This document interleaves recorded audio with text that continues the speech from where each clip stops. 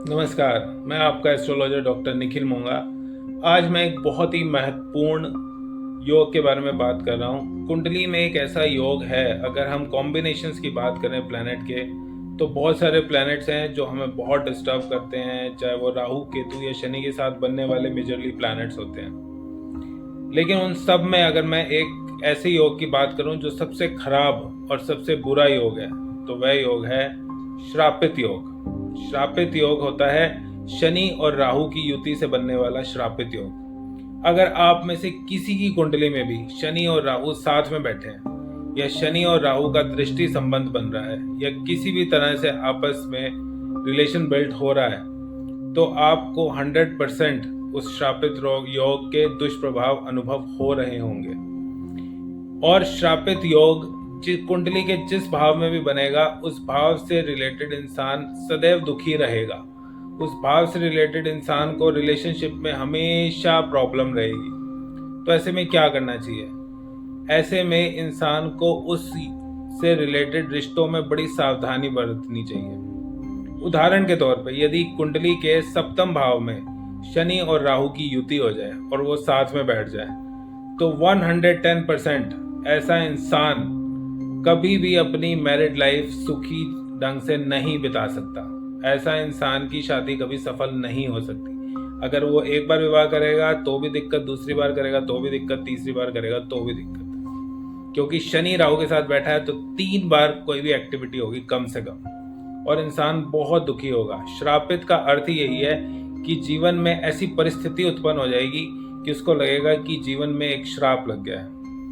तो इसी प्रकार से अगर ये श्रापित योग 6ठे या 8वें भाव में पड़ जाए, तो आपको किसी इस तरह का रोग जीवन में दे देगा जिससे आपको लगेगा कि इससे अच्छा जीवन ना ही होता। तो इस प्रकार के योग जीवन में काफी उथल पुथल मचाते हैं। आज श्रापित योग बताने का एक उद्देश्य और भी है।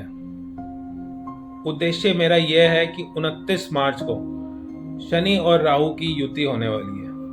मीन राशि में शनि प्रवेश करेंगे, जहां राहु ऑलरेडी बैठे हुए हैं। और जब शनि और राहु बैठेंगे एक साथ मीन राशि में, तो मीन राशि जल तत्व की राशि है, और उसमें श्रापित योग बिल्ड होने से कई तरह की हलचल महसूस होगी।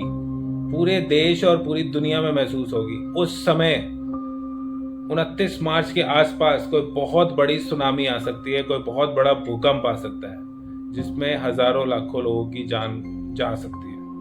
उसके अलावा हम सबके जीवन पर उसका प्रभाव पड़ेगा। यदि आपकी कुंडली में कहीं पे भी श्रापित योग है, तो वो एक्टिव होने वाला है और वो आपको बहुत दुखी करेगा।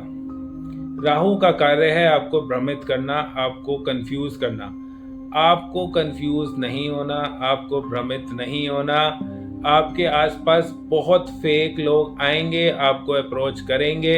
हो सकता है आपके जीवन में कुछ ऐसे लोग हो जिनको आपने वर्षों पहले ब्लॉक कर दिया था, अब आपके दोबारा से आपके जीवन में वो एंट्री करने की कोशिश करेंगे और आपके एग्जिस्टिंग रिलेशनशिप को खराब कर सकते हैं। अगर वह योग आपके कर्म स्थान पे बना हुआ है, तो आपके कर्म स्थान पे बहुत बड़ी समस्या आएगी। आपके बॉस के साथ रिलेशनशिप खराब हो जाएंगे, आपकी नौकरी जा सकती है। अगर वह स्थान आपके चतुर्थ भाव में बना हुआ है, तो आपके घर में किसी ना किसी तरह की दिक्कत आएगी। आपके माता के साथ संबंध बिगड़ सकते हैं, या आपकी माता को किसी प्रकार का कष्ट आ सकता है।